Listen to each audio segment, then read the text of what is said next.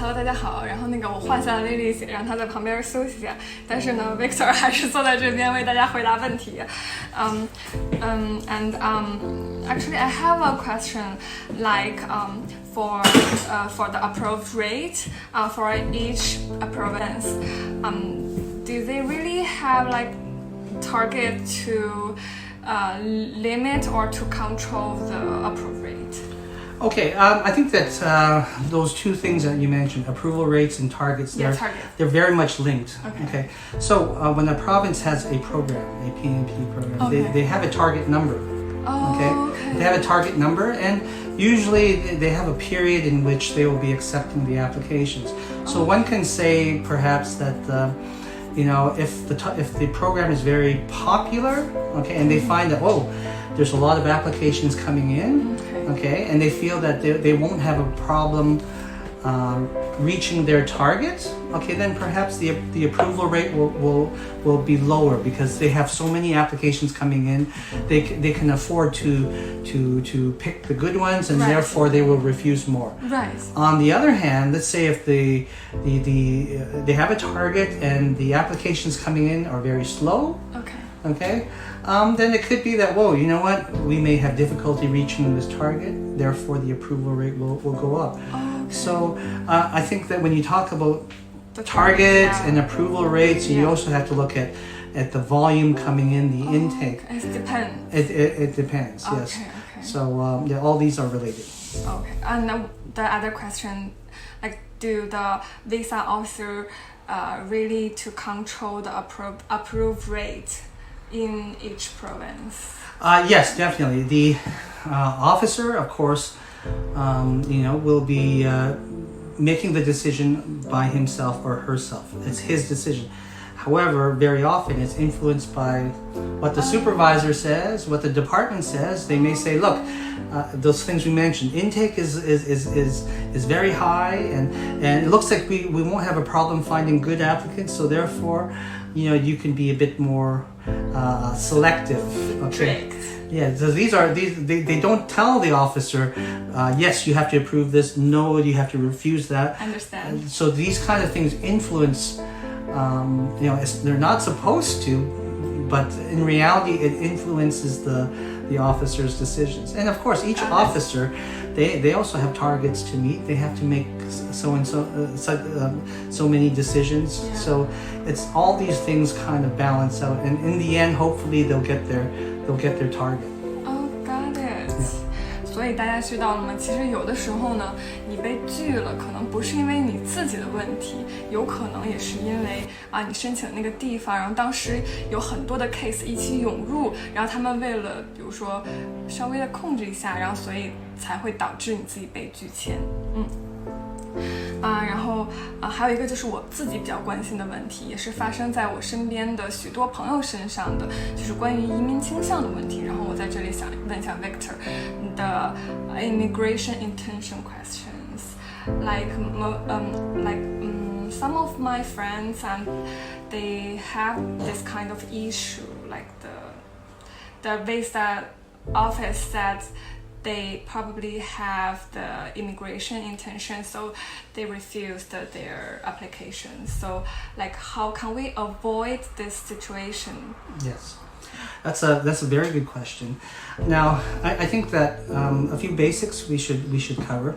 Now, when someone applies for a student visa or a work visa, these are examples of temporary resident visas. Temporary resident, as that implies, means that you are a temporary resident, and following the end of your permit, you will return to your home country. Okay, that's the key thing.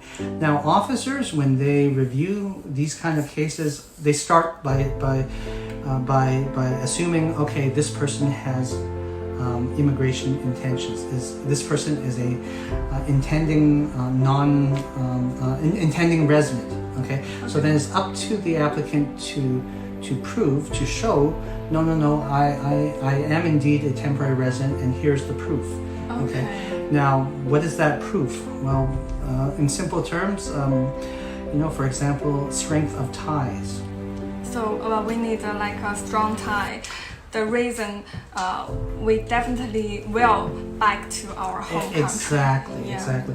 So if the ties are strong, for example, you have a spouse, your family is still there, you have a child still there, you have a good job. All these things mean that your ties are very strong, and strong ties mean that you will come back to your home country. So at the opposite end, what are weak ties? Well, if you're single, you have no family attachments, let's say you have a low-paying job or no job at all. So, in the officer's eyes, it's very easy for you to give up all that stuff. You have no life in China. Give that all up, and it's easy for you to come to Canada and stay as an immigrant. So, those are strength of ties, and then of course your reasons for being in Canada. This is an important part. Okay. They have to make sense. So how does an officer know that it will make sense? Well, for example, student applications, you have a study plan. Yes. All your reasons, all your explanations, they all have to make sense. And if it doesn't make sense, the officer will assume, no, you're not a real temporary resident. You have immigration attendance application refused. So I think some of them, like they actually have the like the school offer letter, but they still get refused. Yeah. Is that because the funds? Okay, now the funds is one reason. Okay, but generally speaking, the question, does it make sense?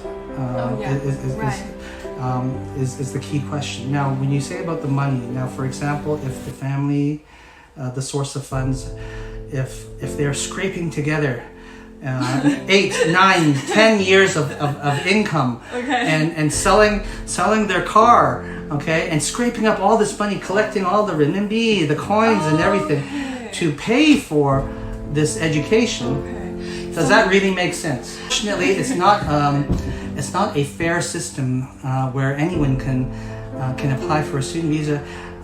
It's biased. It favors those families with money.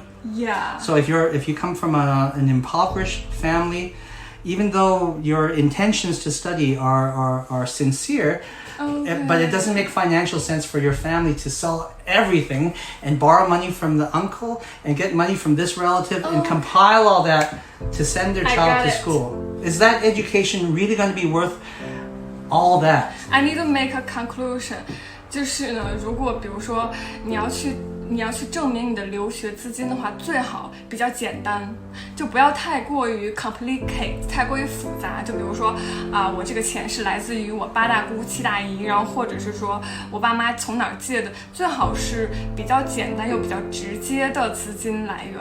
这样的话，就是签证，就是对于他们就是老外的签证官来说，他们可能会觉得比较合理，因为不然的话，他们会觉得为什么你要砸锅卖铁，然后东拼西凑的出去留学呢？这个不太 make sense. Yeah, and also in the study plan answers all the questions for the officer, all the why questions, all the why must you study in Canada? Why must you study this program? Why must it be at this college or university? Why not in China? Okay, so the study plan has to answer all these questions, and getting money from the whole family and that doesn't make sense. Yeah. Right? So ideally the family should have sufficient income to finance the education. Funds is not the only reason. Also, we need like very specific study plan. Right.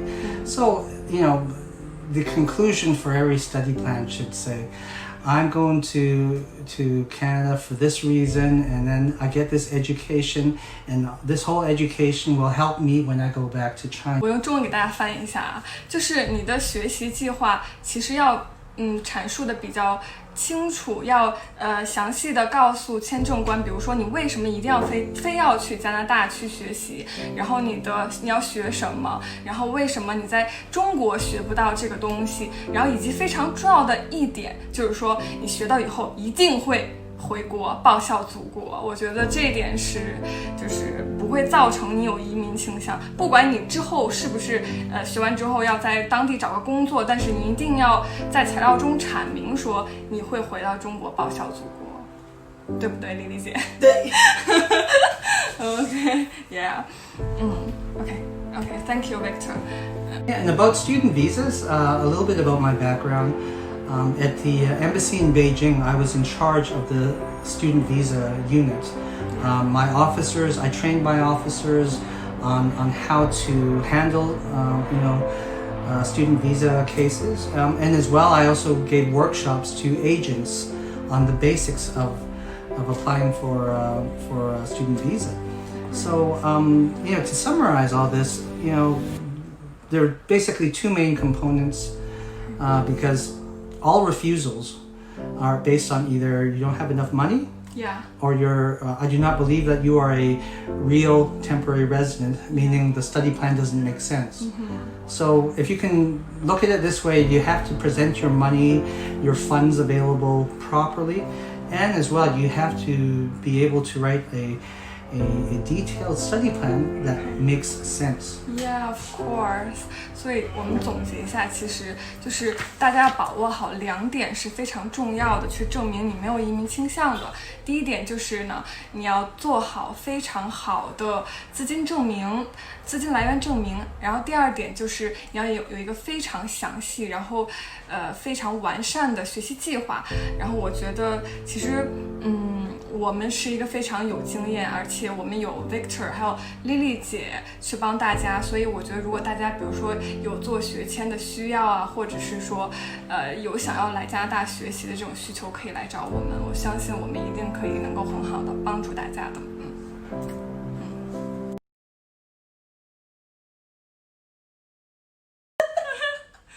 你的什么？不能告诉你。好的。为什么又不能告诉